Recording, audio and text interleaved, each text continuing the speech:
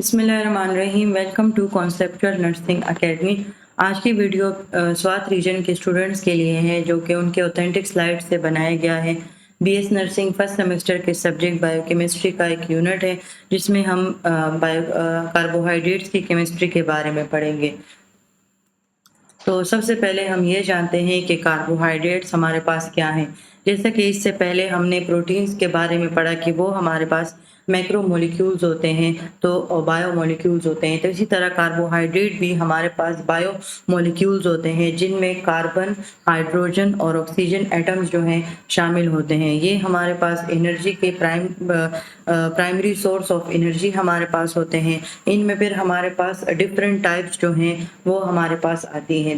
इसके बारे में आप लोगों ने ये याद रखना है कि ये हमारे पास मोस्ट एबंडेंट बायोमोलिक्यूल्स हैं जो अर्थ पर जो है वो पाया जाता है, जिसमें हमारे पास 1% ऑफ ह्यूमन बायोमास जो है वो कार्बोहाइड्रेट से बनता है। जो फर्स्ट कार्बोहाइड्रेट डिस्कवर हुआ था वो ग्लूकोज हुआ था, जिसका जो उस टाइम फिक्स रेशो होता है 2:1, जो कि वाटर के साथ बिल्कुल इक्वल होता है।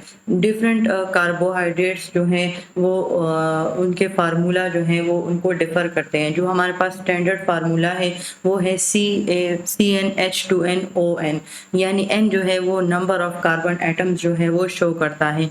लेकिन इसमें हमारे पास कुछ कार्बोहाइड्रेट्स जो है वो ऐसे होते हैं जो कि इस रेशो को और इस फार्मूले को जो है वो एक्सेप्ट नहीं करते।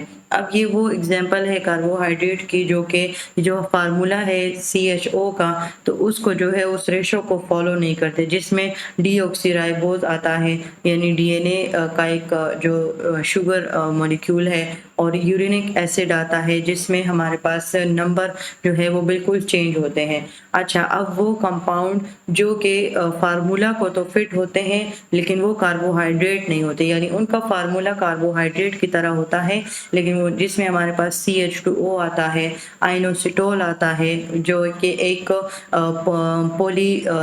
पोलीओल है, यानी ये एक साइक्लिक है जो कि शुगर नहीं है, ये जस्ट एक कंपाउंड है, जिसका जो है फार्मूला C6H12O6 है, जो कि हमारे पास बिल्कुल कार्बोहाइड्रेट्स के साथ जो है ये फिट पड़ता है, लेकिन ये कार्बोहाइड्रेट्स हमारे पास नहीं है। फिर इसमें एक्सेप्शंस हैं, जिसका जनरल फार्मूला है कार्बोहाइड्रेट जिनका जनरल फार्मूला CnH2ON है, जिसमें यूरिनिक एसिड, ग्लूकोज हमारे पास आते हैं। अब ये वो कार्बोहाइड्रेट है जो कि कार्बोहाइड्रेट तो नहीं है, लेकिन इनका फार्मूला कार्बोहाइड्रेट्स की तरह है, जिसमें फॉर्मल्डिहाइड है, आइनोसिटोल है, जो कि शुगर नहीं है। उसके बाद हमारे पास आती है कार्बोहाइड्रेट्स के एग्जाम्पल, जिसकी जो फर्स्ट एग्जाम्पल है वो है ग्लूकोज, शुगर, जो कि मेजर मेटाबॉलिक फ्यूल है तमाम मैमल्स के लिए। इस तरह हमारे पास जो है ग्लूकोज ग्लाइकोजिन के फॉर्म में कन्वर्ट हो सकता है, ग्लाइकोजिन ग्लूकोज के फॉर्म में, तो ये एक स्टोरेज का काम करता है। इसके अलावा स्टार्च है जो कि प्लांट्स में स्टोरेज होती है। आप लोग ये बात याद रखें कि जो ग्लूकोज होता है वो एनिमल्स में ग्लाइकोजिन के फॉर्म में स्टोर होता है, और प्लांट्स में जो है स्टार्च के फॉर्म में स्टोर होता है। इसके अलावा सेल्यूलोज, यानी प्लांट का जो सेल वॉल होता है वो सेल्यूलोज से मिलकर बना होता है, पेपर में यूज होता है। काइटिन एक कार्बोहाइड्रेट है जो कि फंगस के सेल वॉल में, राइबोज हमारे पास RNA, ATP, NAD है, डीऑक्सीराइबोज जो DNA या लैक्टोज मिल्क, ये सारे क्या हैं, कार्बोहाइड्रेट्स की एग्जांपल्स हैं। अब वो फूड, यानी वो फूड आइटम्स जो कि कार्बोहाइड्रेट्स के बिल्कुल रिच होते हैं, इसमें sweets, soft drinks, breads, beans, cereals, rice, ये जितनी भी हमारे पास चीज़ें आपको स्क्रीन पर नजर आ रही हैं, ये वो फूड है जो कि कार्बोहाइड्रेट रिच फूड है। अब हमारे पास कार्बोहाइड्रेट की क्लासिफिकेशन हम पढ़ते हैं। अब हमारे पास 3 क्लासिफिकेशन है, एक मोनो है, एक डाई है और एक पोली है। मोनो एक है, डाई 2 और पोली का मतलब होता है ज्यादा। तो जो मोनोसेचुराइड होते हैं वो सिंपल शुगर्स होते हैं, जिसमें ग्लूकोज, फ्रक्टोज, ग्लूकोज हमारे पास आता है। डाइसेचराइड में हमारे पास ये वो शुगर्स होते हैं जब ये 2 मोनोसेचराइड आपस में मिल जाते हैं, जिसके एग्जांपल है हमारे पास सक्रोज, माल्टोज, लेक्टोज। और पॉलीसेचराइड जब हमारे पास डिफरेंट कॉम्प्लेक्स कार्बोहाइड्रेट्स जो कि स्टार्च है, ग्लाइकोजिन है, जिनमें बहुत ज्यादा मोनोसेचराइड के यूनिट्स जो हैं वो पाए जाते हैं, जिसमें स्टार्च आ गए, ग्लाइकोजिन आ गए, सेल्यूलोज आ गए, तो ये पॉलीसेचराइड है। अब ये जो है जो क्लासिफिकेशन हमने की है, इसको जो है उनके प्रॉपर्टीज़ के अकॉर्डिंग इनको क्लासिफाई किया है।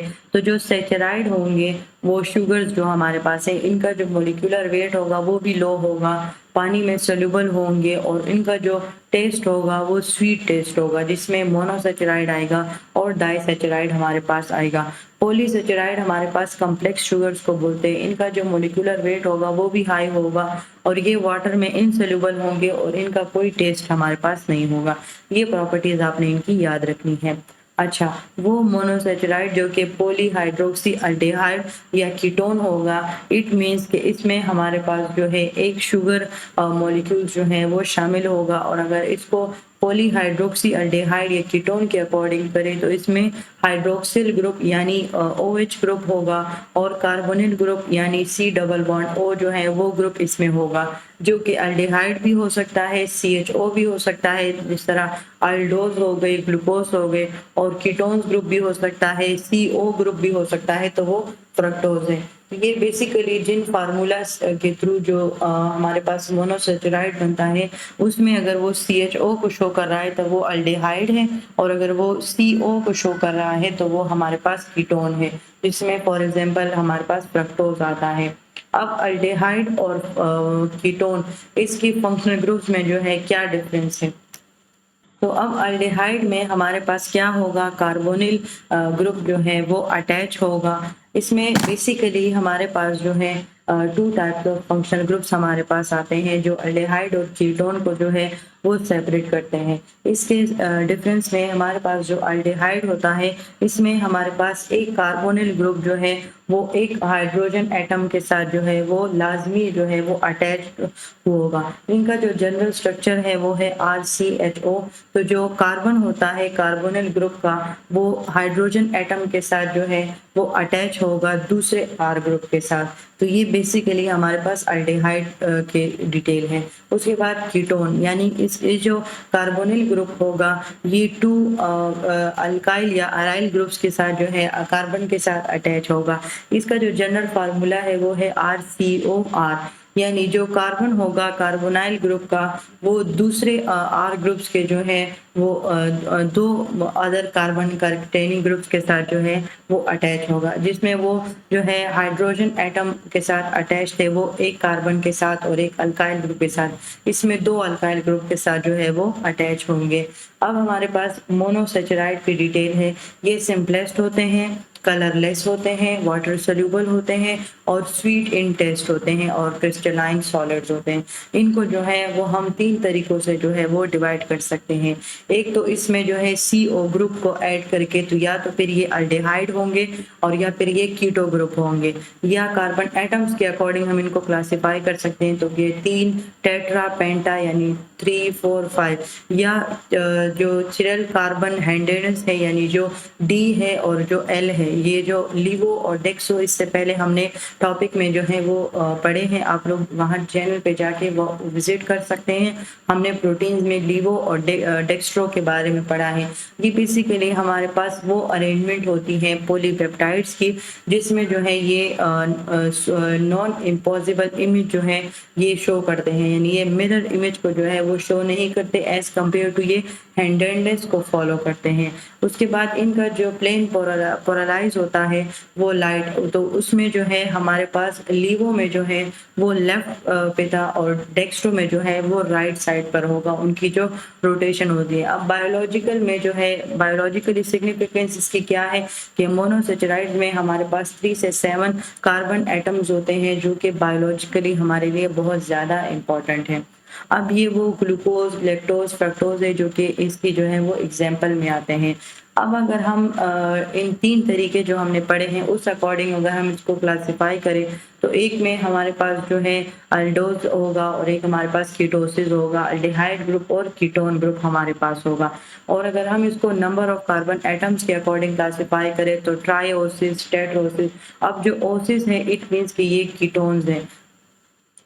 अब हमारे पास आता है अल्डोज, यानी जो अल्डेहाइड होंगे वो अल्डोज होंगे। अल्डो का लफ्ज इसमें आएगा जिसमें ट्राइओज, तो अल्डो ट्राइओज, अल्डो टेट्रोज, अल्डो पेंटोज होगा, अल्डो हेक्सोज। ये सारी हमारे पास अल्डोजिस के अकॉर्डिंग होगी। और कीटोन्स में हमारे पास जो है कीटो ग्रुप जो है वो शामिल होगा। इसमें कीटो ट्रायोज, कीटो ट्रेओज, कीटो पेंटोज, कीटो हेक्सोज, ये हमारे पास इसमें शामिल होगा। यानी उलोज का जो लफ्ज आएगा कीटो, और इस तरह हमारे पास यूलोज, इस तरह अल्डो और उसके बाद ओज, तो ये दोनों का आपने एक्सेप्शंस याद रखना है। जो मोनो और डाई होंगे वो ओज पे जो है वो अगर एंड करते हैं तो इट मीन्स कि वो शुगर हैं। अगर वो फिर कीटो साथ में लगा है तो फिर वो कीटोन शुगर है, कीटोन ग्रुप है। और अगर वो जो है अल्डो लगा हुआ है तो वो अल्डेहाइड है। लेकिन हमने जो है अगर ओ एस ई का वर्ड जो है उस पर जो है एक मोनो और डाई के बाद ओस पे एंड करता है, इट मीन्स कि वो शुगर्स हैं। वो ब्लड शुगर्स भी हो सकते हैं जो कि ग्लूकोज है, वो टेबल शुगर भी हो सकते हैं जो कि बेसिकली सक्रोज है, वो ग्लूकोज और फ्रक्टोज को मिलाकर बनता है। वो मिल्क शुगर भी हो सकता है जो लैक्टोज कहलाता है, वो ग्लूकोज प्लस गैलेक्टोज को मिलाकर लैक्टोज बनता है। या माल्टोज जिसमें ग्लूकोज के दो मॉलिक्यूल्स जो हैं ये शामिल हो जाते हैं। ये जो ग्लूकोज फ्रक्टोज मिलकर सक्रोज बना रहे हैं, जो ग्लूकोज ग्लैक्टोज मिलकर लैक्टोज बना रहे हैं, ये जो है ये इंपॉर्टेंट है। ये आप लोगों ने एमसीक्यूज के लिए जो है वो याद रखनी है। अब आइसोमेरिज्म क्या होता है? अब मोनोसेचराइड में भी हमारे पास आइसोमेरिज्म होता है। ये जो आइसोमेरिज्म होते हैं ये वो मॉलिक्यूल्स होते हैं जिनका केमिकल फार्मूला, मॉलिक्यूलर फार्मूला जो होता है वो बिल्कुल सेम टू सेम होता है, लेकिन इनकी जो स्ट्रक्चर अरेंजमेंट होती है वो जो है ओरिजिनल मॉलिक्यूल से जो है वो डिफरेंट आ जाती है। तो इस वजह से वो जो डिफरेंट अरेंजमेंट यानी डिफरेंट स्ट्रक्चर जो उनका बन जाता है, डिफरेंट स्ट्रक्चर फार्मूला जब उनका बन जाता है तो उनको फिर हम आइसोमर्स बोलते हैं। और केमिस्ट्री में जो है आइसोस जो है उसका मतलब होता है इक्वल और मेरोस का मतलब होता है पार्ट। यानी ये वो कंपाउंड्स होते हैं जो इक्वली उनके बराबर ही होते हैं फार्मूले में भी, मॉलिक्यूलर फार्मूले में भी, लेकिन उनकी जो अरेंजमेंट होती है ना वो चेंज हो जाती है जिसकी वजह से वो आइसोमेरिज्म प्रोसेस बन जाता है। अब इसमें कहते हैं स्टीरियो आइसोमेरिज्म। अब ये कौन सा प्रोसेस होगा? अच्छा, अब हम बात कर लेते हैं स्टीरियो आइसोमेरिज्म की। ये हमारे पास एक टाइप ऑफ आइसोमेरिज्म है जिसमें मॉलिक्यूल जिनका केमिकल फार्मूला यानी मॉलिक्यूलर फार्मूला तो सेम होगा, लेकिन इनकी जो बॉन्ड सीक्वेंस होगी वो डिफरेंट आ जाएंगी। यानी इनकी जो डायमेंशनल अरेंजमेंट होगी इनके एटम्स की, तो वो जो है हमारे पास डिफरेंट आ जाएंगी।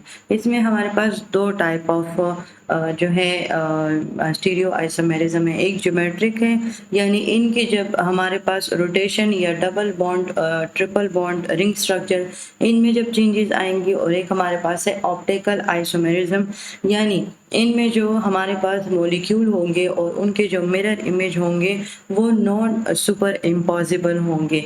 इसमें हमारे पास हर तरह के कीटोन्स, शुगर जो है वो हमारे पास आ सकते हैं। यानी अगर हम चिरैलिटी इन मोनोसेचराइड पढ़े तो इसमें जो कार्बन एटम है वो चिराइल है यानी एसिमेट्रिक है, वो डिफरेंट 4 ग्रुप्स के साथ जो है वो अटैच है। इसके अलावा कीटो ट्रायोस है हमारे पास, डिहाइड्रोक्सी एसीटोन है, मतलब जो चिराइल सेंटर है वो हमारे पास कीटो ट्रायोसिस में भी जो है वो शामिल है। इसके अलावा जो हम ज्योमेट्रिक और ऑप्टिकल आइसोमेरिज्म पढ़ते हैं इसमें हमारे पास जो है डिफरेंट जो लीवो और डेक्स्ट्रो हमारे पास अमाइनो एसिड्स की पोजीशन है वो हमारे पास बेसिकली जो है जो नॉन सुपर इम्पॉसिबल इमेज होती है ये उनको शो करती है। ये हमारे पास इस तरह के हमारे पास इसको हम उस तरीके से कह सकते हैं कि जो हमारे पास स्टीरियो आइसोमेरिज्म होती है इसमें जो डिफरेंट अरेंजमेंट होती है। अब वो जो डिफरेंट अरेंजमेंट होती है अगर हम उसको जो है डेक्स्ट्रो और लीवो के नोमेनक्लेचर से देखें तो इनमें जो लीवो होगा यानी वो जब लेफ्ट की साइड पे रोटेट करता है तो उसके जो है हमारे पास पास वो non super impossible mirror image जो है ये शो करता है। इसके बाद हमारे पास डेक्स्ट्रो आता है, यानी हाइड्रोक्सी ग्रुप जो है हमारे पास राइट साइड पर होता है और लीवो में हमारे पास लेफ्ट साइड पर होता है। तो इसमें क्या होगा, इस दोनों में हमारे पास जो सुपर इम्पॉसिबल मिरर एबिलिटी है वो नहीं होगी, यानी इसमें जो है हमारे पास ऑप्टिकल आइसोमेरिज्म जो है ये शुरू किया गया है। इसके अलावा जो है हमारे पास जो ग्लाइसरल अल्डिहाइड है ये एक रेफरेंस शुगर है, क्योंकि जो बाकी जितने भी मोनोसेचराइड है अगर हम उसको लीवो और डेक्स्ट्रो के साथ कंपैरिजन करें तो वो जो है हमारे लिए ज़्यादा जो है वो सुपर इम्पॉसिबल इमेज जो है वो ज़्यादा करते हैं, क्योंकि उनमें जो स्टीरियो आइसोमेरिज्म की एबिलिटी होती है वो ज़्यादा होती है, उनकी जो अरेंजमेंट होती है वो चेंज होती है। अगर हम स्टीरियो आइसोमेरिज्म की जो है डिफरेंट डेफिनेशंस की हम बात करें तो ये वो मॉलिक्यूल्स होंगे जिस तरह हमारे पास उनका स्ट्रक्चर फार्मूला जो है वो भी सेम होगा, लेकिन इनकी जो हमने 3 डायमेंशनली पोजीशन पढ़ा एटम्स की वो डिफरेंट होगी। तो जो मोनोसेचराइड में जो है हमारे पास आइसोमेरिज्म स्टीरियो आइसोमेरिज्म होगा तो वो किसकी वजह से होगा, इनके चिराइल सेंटर्स की वजह से, यानी इसमें जो कार्बन है वो डिफरेंट ग्रुप्स के साथ जो है वो अटैच्ड है। इसमें हमारे पास जो है इसमें कहा गया है कि मोनोसेचराइड जो है वो आइसोमेरिज्म एग्जिबिट करता है चिराइल सेंटर्स की वजह से। ये तो क्लियर हो गया। अब अगर हम ग्लूकोज को एक मिसाल लें तो ग्लूकोज एक हमारे पास अल्डोहेक्सोज है, यानी ये अल्डोज ग्रुप से है, इसके जो है मल्टीपल चिराइल सेंटर्स होंगे और अगर इसके जो है हमारे पास फॉर्म्स हैं तो फिर इसके 2 फॉर्म्स बनेंगे। एक डी ग्लूकोज जो कि हमने 2 जो है एमांटिमर्स के बारे में पढ़ा, यानी एनैंटिमर्स जो हैं हमारे पास जो डेक्स्ट्रो ग्लूकोज हैं और जो लीवो ग्लूकोज हैं जो कि सुपर इम्पॉसिबल इमेज जो है वो शो नहीं करे। अब इस बात का क्या मतलब होता है कि ये जो है मिरर ऑब्जेक्ट्स इनके लिए इम्पॉसिबल होता है। अगर इनके नीचे मिरर रखे, इनका जो फार्मूला होता है वो मिरर इमेज जो है वो डिफरेंट अरेंजमेंट के साथ वो बनाएगा, वो जो है वो नहीं बना सकता। एनांटिमर्स ये हमारे पास वो कंपोनेंट्स होते हैं जो कि मिरर इमेज जो है उनकी नॉन सुपर इम्पॉसिबल होता है, यानी वो जो है वो शो नहीं कर सकते। अब हमारे पास आता है एनोमर्स। अब ये वो 2 आइसोमर्स होते हैं जिनकी एनोमेरिक कार्बन में जो कॉन्फ़िगरेशन होती है वो डिफरेंट होती है, यानी जो एनोमर्स है ये हमारे पास वो टाइप ऑफ स्टीरियो आइसोमर है जो कि कार्बोहाइड्रेट मॉलिक्यूल्स में होंगे, लेकिन ये स्पेशली हमारे पास उन साइक्लिक फॉर्म्स ऑफ शुगर में जो है वो पाए जाएंगे। इनकी जो हमारे पास कार्बो हाइड्रोक्सिल ग्रुप है दूसरे एनोमेरिक कार्बन एटम्स में, उनकी जो कॉन्फ़िगरेशन होगी उनमें हमारे पास जो है वो चेंज आ जाएगा। ये जो एनोमेरिक कार्बन होगा ये वो कार्बन एटम होगा जो कि पार्ट हो सकता है अल्डिहाइड का भी, कीटोन ग्रुप का भी, लेकिन तो ये क्या करेगा कि ये ओपन चेन में शामिल होगा शुगर मॉलिक्यूल के, लेकिन साइक्लिक फॉर्म में ये जो कार्बन एटम होगा ये चिराइल सेंटर बन जाएगा और ये जो है फॉर्मेशन ऑफ एनोमर जो है वो यहाँ से स्टार्ट हो जाएगी। इसमें फिर हमारे पास एक अल्फा एनोमर आता है और एक बीटा एनोमर। अल्फा एनोमर में जो है वो हाइड्रोक्सिल ग्रुप जो है वो एक्सल पोजीशन में होता है, यानी ये जो है जो रिंग होती है उस प्लेन के जो है वो नीचे शामिल हो जाता है, जिसको हम हैवर्थ प्रोजेक्शन कहते हैं, यानी HAWORTH हावर्थ प्रोजेक्शन इसको हम कहते हैं। जो बीटा एनोमर है वो हाइड्रोक्सिल ग्रुप जो है वो इक्वेटोरियल पोजीशन में होता है, यानी ये above the plane of the ring होता है इन हैवर्थ प्रोजेक्शन। अब इसकी इम्पोर्टेंस ये है कि ये जो एनोमर्स होते हैं ये प्रॉपर्टीज और बिहेवियर ऑफ कार्बोहाइड्रेट्स में जो है एक रोल अदा करते हैं। सबसे पहले तो इसमें ग्लाइकोसिडिक बॉन्ड फॉर्मेशन होती है, दूसरा इनके अंदर इंजाइमेटिक रिएक्शंस होते हैं। इनमें हमारे पास एग्जांपल्स हैं जो इसमें हमारे पास ग्लूकोज जो है वो हमारे पास सबसे बेस्ट एग्जांपल है एनोमर्स की। तो इस स्लाइड्स का जो है थोड़ी बहुत इनमें थ्योरी बहुत कम है, लेकिन ये स्वाद के ऑथेंटिक स्लाइड्स थे इस वजह से मैंने इनको चूज़ किया है। तो आप अगर इन स्लाइड में जो है वो स्लाइड्स को भी सुने और मेरे जो एक्स्ट्रा जो मैं पॉइंट्स बता रही हूँ साथ साथ उनको भी नोट्स करें तो ये फाइनल के लिए जो है आप लोगों को बहुत ज़्यादा मदद करेंगे। अब एनोमेरिज्म हमारे पास क्या है, ये हमारे पास एक टाइप ऑफ स्टीरियो आइसोमेरिज्म है जो कि कार्बोहाइड्रेट मॉलिक्यूल्स में होगा, स्पेसिफिकली जो साइक्लिक फॉर्म ऑफ शुगर्स हैं उनमें हमारे पास होगा, जो कि हमने पहले ही डिस्कस कर लिया। अब हमारे पास इसका जो कार्बन होगा, यानी जो अल्डोज है कार्बन 1 और कीटोज है कार्बन 2, तो इसका जो कार्बन होगा वो हमारे पास ओपन चेन बनाएगा शुगर मॉलिक्यूल्स के साथ। अब इसमें भी हमारे पास वही जो अल्फा और बीटा की जो हमने बात की, उनकी जो डिफरेंसेस आएगी वो हाइड्रोक्सिल ग्रुप के साथ आएंगे, यानी इसमें हाइड्रोक्सिल ग्रुप जो है वो डिफरेंट मॉलिक्यूल्स के साथ जो है वो अटैच होंगे, जिनका रिजल्ट जो है वो साइक्लिक हेमी एसिटल या साइक्लिक हेमिकेटल रिस्पेक्टिवली, यानी जिसके साथ भी है, अगर वो अल्डिहाइड है और अगर वो कीटोन है तो उस अकॉर्डिंग जो है वो हम इसको जो है एनोमेरिक कार्बन को चिराइल सेंटर जो है उसके अकॉर्डिंग हम एनोमेरिज्म प्रोसेस का नाम देंगे। अल्फा एंड बीटा एनोमर्स, यानी ये वो एनोमर्स होते हैं साइक्लाइजेशन के दौरान ये जो ऑक्सीजन एटम होता है कार्बोनाइल ग्रुप का, ये एनोमेरिक कार्बन पे जो है वो अटैक करता है किसी भी साइड ऑफ द मॉलिक्यूल से, तो इससे हमारे पास जो है दो पॉसिबल स्टीरियो आइसोमर्स बन जाते हैं जिनको हम फिर एनोमर्स बोलते हैं। इसमें जो रिंग की बात की गई थी, यानी इनकी जो पोजीशन थी अल्फा और बीटा की, तो ये जो हमारे पास जो अल्फा एनोमर था और बीटा एनोमर था, ये बेसिकली वो रिंग साइज थी, यानी ये 5 मेंबर रिंग होती है जिनको हम फ्यूनोस बोलते हैं, और एक 6 मेंबर रिंग होती है जिसको हम पायरानोस बोलते हैं। तो इनकी जब हमने लोकेशन डिस्कस की तो इसमें जो अल्फा होंगे वो हमारे पास इस रिंग के नीचे पाए जाएंगे हेवर्थ प्रोजेक्शन में, और जो बीटा एनोमर होंगे वो इस प्लेन के जो है वो ऊपर पाए जाएंगे। और इसकी बेस्ट एग्जांपल जो मैंने आपको बोला कि इसकी बेस्ट एग्जांपल में हम ग्लूकोज को जो है वो यूज़ कर सकते हैं, जिसमें 2 एनोमर अल्फा डेक्स्ट्रो ग्लूकोपायरानोस के हो सकते हैं और 2 जो है हमारे पास बीटा डेक्स्ट्रो ग्लूकोपायरानोस के जो है वो हमारे पास हो सकते हैं। अब हमारे पास आता है इंटर कन्वर्जन, यानी एनोमर जो है वो आपस में इंटर कन्वर्ट हो सकते हैं सोल्यूशन में और एक प्रोसेस के थ्रू जिसको हम मैच्योरेशन बोलते हैं। इसमें हमारे पास जो रिंग जो होती है, जो बाकायदा जो हमने 5 मेंबर रिंग पड़ी है, ये ओपनिंग एंड क्लोजिंग होती है। ये जो है इसका फ़ायदा ये होता है कि इसमें जो हाइड्रोक्सिल ग्रुप है एनोमेरिक कार्बन का, वो अपनी शेप को जो है वो चेंज कर सकता है इसके ओपनिंग एंड क्लोजिंग के साथ। इस वजह से जो इंटर कन्वर्जन है वो हमारे लिए बहुत ज़्यादा ज़रूरी है। ये वही पायरानोस रिंग कन्फर्मेशन है जिसमें उन्होंने जो है अल्फा और बीटा को जो है, जो हमने हेवर्थ प्रोजेक्शन पढ़ा तो उनकी लोकेशन को जो है वो इन्होंने जो है वो क्लियरली बताया है कि जो अल्फा होगा वो बिलो जाएगा रिंग के हेवर्थ प्रोजेक्शन में, और जो हमारे पास बीटा होगा वो हमारे पास रिंग के अबव में जाएगा।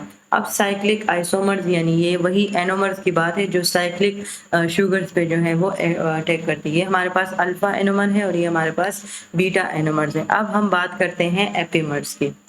अच्छा, अब एपिमर्स हमारे पास वो टाइप ऑफ स्टीरियो आइसोमर्स होंगे जो कि वो मॉलिक्यूल्स होंगे जो कि स्ट्रक्चर में जो है वो तो एक जैसे हैं, लेकिन उनकी जो चिराइल सेंटर पे जो उनकी एटम्स के साथ जो अरेंजमेंट है वो चेंज होगी, यानी ये पूरे जो है स्ट्रक्चर में बिल्कुल सेम होंगे, लेकिन एक चिराइल सेंटर पे, एक चिराइल कार्बन पे जो है इनकी जो अरेंजमेंट होगी वो चेंज हो जाएगी। इनकी जो केमिकल प्रॉपर्टीज़ हैं तो उसमें ये ऑसोजोन फॉर्मेशन करते हैं। जब ये फिनाइल हाइड्रोजीन के साथ जो है जब ये रिएक्ट करते हैं तो ये ऑसोजोन फॉर्मेशन करते हैं।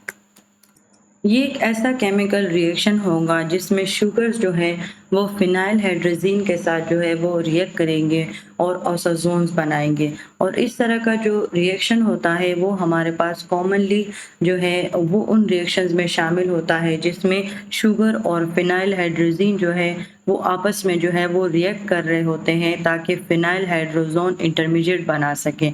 दूसरा, फॉर्मेशन ऑफ ऑसोजोन के लिए जो है ये हमारे पास एक मोस्ट इम्पॉर्टेंट होता है। ये जो ऑसोजोन फॉर्मेशन होती है ये शुगर की आइडेंटिफिकेशन के लिए भी इन्वॉल्व होती है, क्योंकि इसमें वो कैरेक्टरिस्टिक क्रिस्टल स्ट्रक्चर्स होते हैं, इनके मेल्टिंग पॉइंट्स होते हैं जो कि शुगर्स को जो है वो आइडेंटिफाई कर सकते हैं। कार्बोहाइड्रेट के लिए इसलिए इम्पोर्टेंट है क्योंकि ये कार्बोहाइड्रेट्स की एनालिसिस करता है, यानी जो ऑसोजोन फॉर्मेशन होती है वो कार्बोहाइड्रेट के स्ट्रक्चर और कंपोजिशन को जो है वो एनालाइज करने में जो है वो हमारी मदद करता है। अच्छा, अब एपिमर्स ने जो है अपने एक केमिकल प्रॉपर्टीज में ओज़ोन की फॉर्मेशन की, अब दूसरी प्रॉपर्टी में जो है वो बेनेडिक्ट टेस्ट करेंगे। ये जो हमारे पास एक केमिकल टेस्ट होता है जो कि हमारे पास रिड्यूसिंग शुगर्स की प्रेजेंस को डिटेक्ट करने के लिए जो है वो हम करते हैं। इसका पर्पस ये होता है ताकि जो रिड्यूसिंग शुगर्स हैं उनको डिटेक्ट किया जा सके, उनकी प्रेजेंस को डिटेक्ट किया जा सके, जिसमें हमारे पास ग्लूकोज, फ्रक्टोज, माल्टोज हमारे पास आता है। ये टेस्ट जो है ये हमारे पास उस जो रिड्यूस शुगर है उसको डिटेक्ट करने में और उसकी जो कॉन्सेंट्रेशन होती है सैंपल में उसको एस्टिमेट यानी उसका जो अंदाज़ा होता है, उसका जो पूरा वॉल्यूम होता है उसको निकालने के लिए ये जो है हम टेस्ट करते हैं। इसके रीजन में हमारे पास जो है एक सोल्यूशन यूज़ होता है कॉपर सल्फेट, सोडियम कार्बोनेट और सोडियम सिट्रेट का, और जो सैंपल हम लिया जाता है वो हम रिड्यूसिंग शुगर्स के लिए जो है वो हम लेते हैं। इसकी जो है हमारे पास पर्पस ये जो है कि अब ज़ाहिर सी बात है रिड्यूसिंग शुगर के लिए है, तो ये जो इसके जो प्रिंसिपल होंगे वो क्या होंगे कि जो अल्डिहाइड और कीटोन ग्रुप है रिड्यूसिंग शुगर का, वो जो क्यूप्रिक आयंस है, कॉपर आयंस है, वो बेनेडिक्ट रीजन में जो है उसको कन्वर्ट करके कॉर्पस आयंस में जो है वो उसको कन्वर्ट करेंगे। अब इसके प्रोसीजर में सबसे पहले हमारे पास जो है हम अपना सैंपल जो है वो प्रिपेयर करते हैं, उसको हम पानी में डिज़ोल्व कर लेते हैं। उसके बाद जो हमारे पास बेनेडिक्ट रीजन हमने ऐड किया है जो हमने बना लिया है उसको हम जो है अपने सैंपल के साथ ऐड कर लेंगे। फिर हम उस मिक्सचर को हीट करते हैं या उसके जो हमने जो उसमें सॉल्यूशन डाला है वो 5 ml तक होना चाहिए। उसके अंदर फिर हम 8 ड्रॉप्स ऑफ सॉल्यूशन डालेंगे, उसको मिक्स करेंगे, उसके बाद हम उसको हीट देंगे। हीट देने के बाद जो है वो हम रिजल्ट जो है वो चेक करेंगे। तो जो कलर चेंज हो जाएगा ब्लू से ग्रीन, येलो, ऑरेंज या रेड ब्रिक में, तो जो ये जो कलर्स हैं जो चेंज हो गए तो ये जो है रिड्यूसिंग शुगर्स को जो है वो शो करेंगे। इसमें जो है हमारे पास अप्रोक्सीमेट शुगर कंसंट्रेशन है, तो इसमें जो ग्रीन है इट मीन्स कि 0.5% है, येलो हो गया तो 1% है, ऑरेंज हो गया तो 1.5% है, और अगर रेड हो गया तो यह 2% है या 2% से ज़्यादा है। अच्छा, अब हम इम्पोर्टेंस पढ़ते हैं कि कार्बोहाइड्रेट्स की जो है वो क्या इम्पोर्टेंस है। तो सबसे पहले ग्लूकोज है, तो ग्लूकोज जो है लो ब्लड प्रेशर के लिए जो है वो यूज़ होता है हाइपोग्लाइसीमिया कंडीशन में।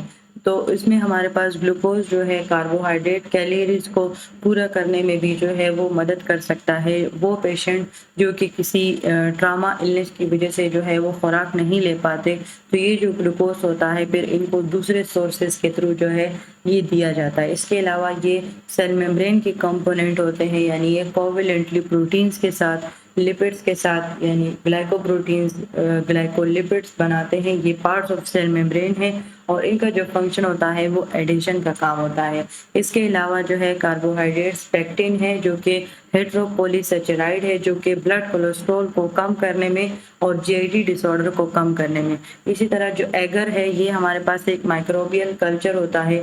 जो न्यूट्रिएंट एगर है वो न्यूट्रिएंट मीडियम है जो कि कल्टीवेशन जो माइक्रो ऑर्गेनिज्म जिनको हम जो है उनका कल्चर करते हैं, तो ये जो एगर है यानी जो न्यूट्रिएंट एगर है ये वहाँ पर हमारे पास उस एंटीबायोटिक को बनाने के लिए जो हम बैक्टीरिया कल्चर करते हैं उस कल्चर में हमारे लिए बहुत ज़्यादा इम्पोर्टेंट है। इसके अलावा कॉन्वर्टिंग सल्फेट ग्लूकोसामाइन सल्फेट है, ये जॉइंट्स डिसऑर्डर जिस तरह ऑस्टियोआर्थराइटिस है उसके लिए जो है वो यूज़ किया जा सकता है। डेक्स्ट्रिन ये जो है हाइपोवोलेमिया को ट्रीट करने के लिए, हाइपोवोलेमिक शॉक जब ब्लड सर्कुलेशन जो है वॉल्यूम ऑफ ब्लड बहुत ज़्यादा जो है वो लॉस हो जाता है, तो उसके नतीजे में मतलब जो हमारे पास वो हाइपोवोलेमिक शॉक हो जाता है इंसान को, वो हाइपोवोलेमिया कंडीशन में चला जाता है। वो जो शॉक है वो किसी वजह से भी हो सकता है, सर्जरी हो गई, ट्रॉमा हो गया, जो भी है, तो उसके लिए हमारे पास डेक्स्ट्रान जो है वो बेस्ट ऑप्शन है। इसी तरह हमारे पास इंसुलिन है। अब इंसुलिन जो है इसको हम वो पॉलीमर है फ्रक्टोज का, यानी ये फ्रक्टोज शुगर के पॉलीमर से उनके पॉइंट से मिलकर जो है वो बना है। इसको जो है किडनी फंक्शन को मेजर करने के लिए जो है वो यूज़ किया जा सकता है। ये किस तरह करता है, जो हमारे पास जीएफआर रेट है यानी ग्लोमेरुलर फिल्ट्रेशन रेट है, ये उसको डिटरमाइन करता है। ये बेसिकली उस वॉल्यूम ऑफ फ्लूइड को जो है वो मेजर करता है जो कि ग्लोमेरुलर कैपिलरीज से बोमेन्स कैप्सूल पे पर यूनिट टाइम कितना फ्लूइड फिल्टर हो रहा है, तो वो जीएफआर रेट फाइंड करते हैं ताकि किडनी फंक्शन को मेजर किया जा सके। हेपरिन जो है ये एंटीकोगुलेंट जो है वो यूज़ किया जा सकता है। मैनिटोल जो है ये एक ऑस्मेटिक डायूरेटिक है जो कि स्वेलिंग को रिड्यूस करने में, और जो हमारे पास प्रेशर है उसको इनसाइड द आई, यानी जो हमारे प्रेशर आता है ब्रेन के अकॉर्डिंग, जितना भी हमारे पास एरिया आता है उसमें जो प्रेशर उसको कंट्रोल करने में जो है वो हमारी मदद करता है। लैक्टोज जो है वो एज ए एक्सीपिएंट, जो हमने एक्टिव इंग्रेडिएंट और एक्सीपिएंट पढ़ा था, आई होप आप लोगों को याद होगा, F1 में हमने पढ़ा था। एक होता है किसी ड्रग में एक्टिव इंग्रेडिएंट और एक होता है उसका एक्सीपिएंट, यानी उसका जो एक्स्ट्रा होता है, तो वो जो है लैक्टोज उसके लिए यूज होता है। राइबोज और डीऑक्सी राइबोज ये तो डीएनए आरएनए है, जेनेटिक मटेरियल्स है। इसमें अमाइनो ग्लाइकोसाइड ये ब्रॉड स्पेक्ट्रम बैक्टीरियोसिडल एंटीबायोटिक्स हैं जो कि चिल्ड्रन को प्रिस्क्राइब होती हैं। हाइवेलिक एसिड जो कि topical serum eye drops injection के तौर पर यूज होता है। जो गम्स हैं तो वो हमारे पास जो है फ्रूट्स के तौर पर या सस्पेंशन प्रिपरेशन के तौर पर यूज़ किया जा सकता है। जो ग्लाइकोजिन है वो एनिमल में जो है ग्लूकोज ग्लाइकोजिन के फॉर्म में स्टोर होता है और प्लांट्स में जो है वो स्टार्च के फॉर्म में स्टोर होता है। तो यहीं तक थी आज की वीडियो, आई होप आपको समझ आ गई होगी। इस लेक्चर में मैंने आपको जितने भी एक्स्ट्रा पॉइंट बताए हैं जो स्लाइड्स के अलावा हैं वो अपने साथ नोट कर लें, और तब तक के लिए जो है अपना ख्याल रखें। Thank you so much for your attention. अल्लाह हाफिज़।